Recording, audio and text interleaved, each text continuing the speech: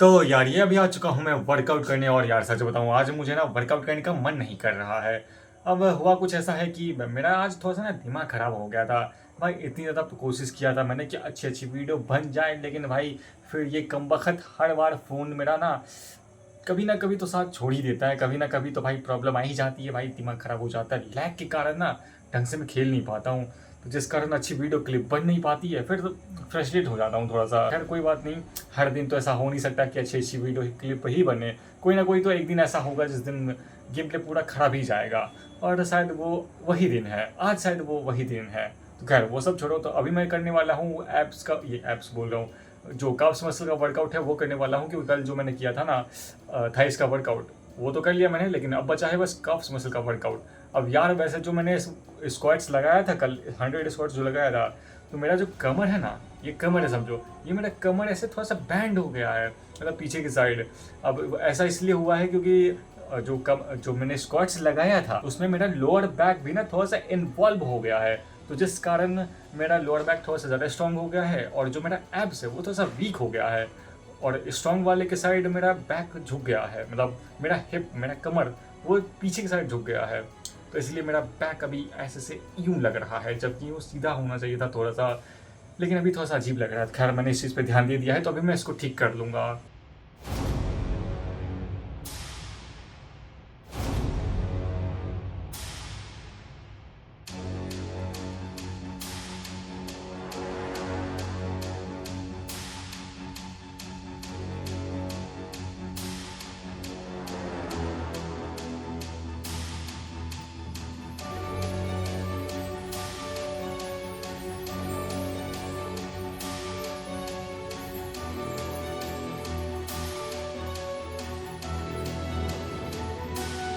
तो भाई कर लिया है मैंने थोड़ा सा वार्म अप और स्ट्रेचिंग भी कंप्लीट।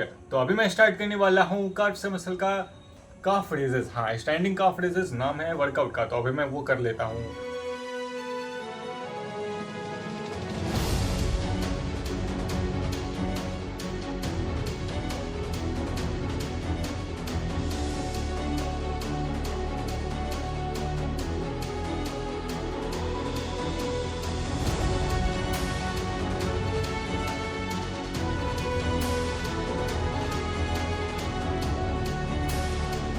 तो भाई कर लिया है मैंने स्टैंडिंग काफ रेजेस भी कंप्लीट, और इसमें लगाया मैंने टोटल 4 सेट्स। पहले वाले में लगाया था मैंने करीब 15 रेपिटेशन, दूसरे और तीसरे में लगाया था मैंने 12 रेपिटेशन, और चौथे वाले में लगाया था मैंने करीब 6 रेपिटेशन। अब भाई जब मैं तीसरा सेट्स लगा रहा था ना स्टैंडिंग काफ रेजेस का, तो भाई मेरा पैर ऐसा ऐसा ना कप रहा था पूरा, भाई उठा नहीं पा रहा था मैं अपने पैर को। और भाई वही फिर से वही चीज़ें हो गई है कि मेरा जो राइट वाला ये लेफ्ट वाला पैर है, ये अच्छे से ग्रो हो चुका है, ठीक है, अच्छे से ग्रो है। और जो मेरा राइट वाला पैर है वो उतने अच्छे से ग्रो नहीं हुआ है। और जब मैं पैर अपने उठाता हूँ तो पता नहीं क्यों मेरा जो प्रेशर है, मतलब ज़्यादा ज़्यादा जो होता है ना अच्छे से लगा पाना, ज़्यादा प्रेशर पर ना मसल्स के ऊपर, वो मेरे लेफ्ट वाले पैर पे होता है, पता नहीं ऐसा क्यों होता है।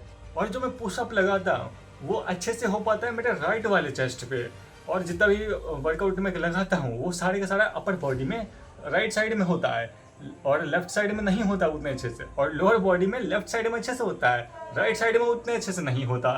ये क्या सिस्टम है भाई मेरे साथ, समझ में ही नहीं आता है। तो खैर अभी मैं करने वाला हूँ एक पुलअप में लगाने वाला हूँ, एक्सप्लोसिव पुलअप में लगाऊंगा, देखो मैं कितना कर पाता हूँ, और क्या पता मैं मसल अप भी परफॉर्म कर लूँ, क्योंकि जब पिछली बार मैंने किया था तो मैंने कुछ हद तक मसल अप कर ही लिया था।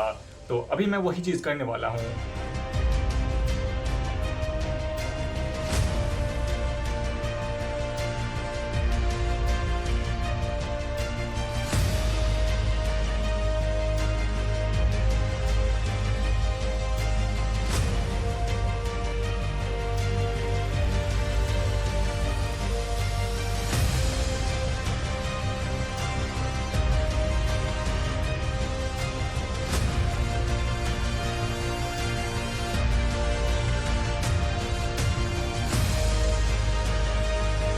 तो यार फिलहाल के लिए मैं वर्कआउट को इतना ही रहने दे रहा हूँ। वैसे मैंने लेग का भी वर्कआउट कर लिया और बैक बाइसेप्स इसका भी वर्कआउट कर ही लिया है मैंने।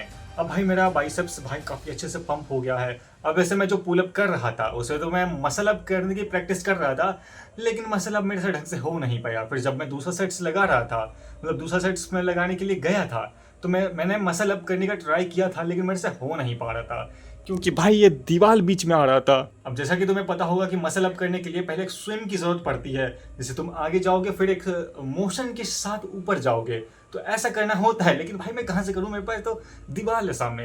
तो इसीलिए मैंने सोचा भाई मसल अप को छोड़ो, अभी बस अपने स्ट्रेंथ को बढ़ाने पे ध्यान देते हैं। एक्सप्लोसिवनेस करूँगा तो ऑटोमेटिकली मेरी ताकत बहुत ज़्यादा बढ़ जाएगी, फिर मैं आराम से मसल अप परफॉर्म कर लूँगा। वैसे पहले तो मैंने कर लिया था, लेकिन अब पता नहीं कर पाया। तो खैर वो सब छोड़ो। वैसे एक और चीज़, मैं जो पुल अप कर रहा था उसमें मैं अपने क्लोज ग्रिप के साथ पुल अप कर रहा था, और वाइड ग्रिप के साथ मैं पुल अप नहीं कर रहा था।